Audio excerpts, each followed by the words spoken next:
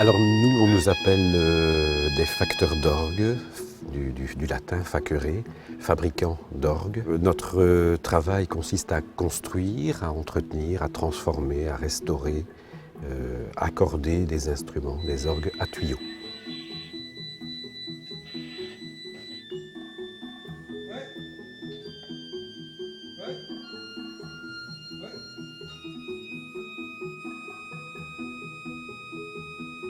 Pour procéder à l'accord de tuyaux d'orgue, il y a plusieurs systèmes existants. On a les prestants, les principaux. On peut les accorder soit avec accordoir qu'on peut enrouler. Simplement en roulant ou en déroulant ici l'accordoir, on allonge ou on raccourcit la longueur de la colonne d'air vibrante. Alors l'accord sur ces tuyaux se fait dans les petits tuyaux en élargissant ou en fermant le dessus, qui donne le même résultat d'allongement ou raccourcissement de la colonne d'air vibrante.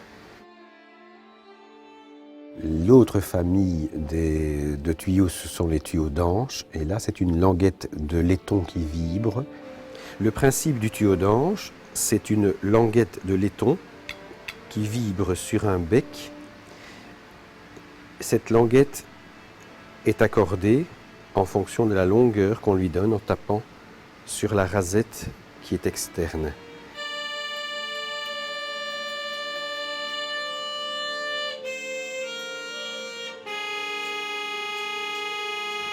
La forme des tuyaux, la longueur des tuyaux donne et détermine une sonorité et une puissance aussi à obtenir. Alors les tuyaux sont constitués d'un alliage de plomb et d'étain. Dans différentes proportions, on va de 30% de plomb à 80-90% d'étain selon la couleur et la solidité qu'on veut obtenir. Oui, le réglage de l'accord, c'est une mise au même diapason de tous les jeux. Vous avez ici tous les jeux de pédales. Chaque fois que je tire un jeu, on met en fonction un nouveau tuyau par note de pédalier qu'on utilise. Vous avez toute cette série de jeux ici pour la pédale.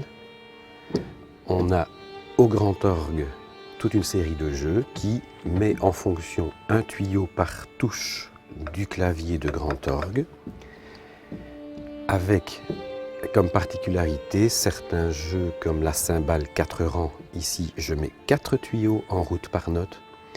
J'ai un grand cornet ici qui met 5 tuyaux en route par note que je joue au grand orgue. Ceci, c'est une partie du jeu de cornet du grand orgue, et chaque note fait fonctionner 5 tuyaux en même temps qui sont des harmoniques du son fondamental.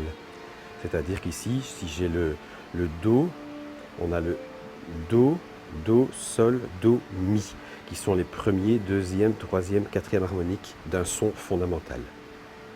Et alors vous avez des mixtures et des jeux comme ceux-là qui comptent 2, 3, 4, 5 tuyaux par note jouée fois 61 notes par clavier. Donc ça fait très très vite, on arrive à 7000 tuyaux assez facilement dans ce type d'instrument.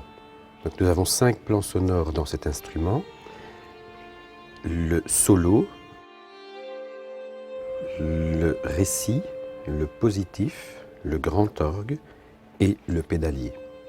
Ces différents claviers correspondent à un certain niveau dans l'étalement de l'instrument là-bas en haut, où on a d'abord tout en bas le positif, au deuxième niveau le grand orgue, la pédale, un peu au-dessus le récit, et tout en haut, près de la voûte, nous avons le clavier de solo, le 4e clavier.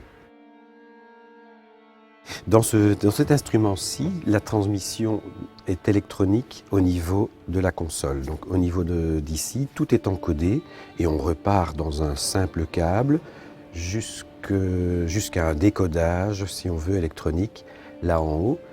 Ces boîtiers de décodage envoient alors un câble par sommier et par tuyau pour dire de faire fonctionner la note désirée. Vous avez ici plusieurs sommiers. Une partie de sommier de pédale. Les sommiers sont ici. Faux sommier échappe les sommiers.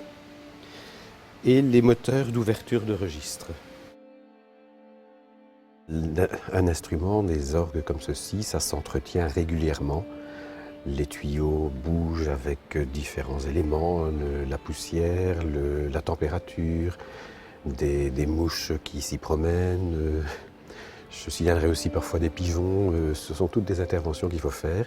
Il y a des petits réglages dans la transmission, il y a des réglages sonores, il y a toutes sortes de petites interventions à faire annuellement ou avant certains concerts pour dire d'avoir un instrument le plus efficace et le plus juste possible.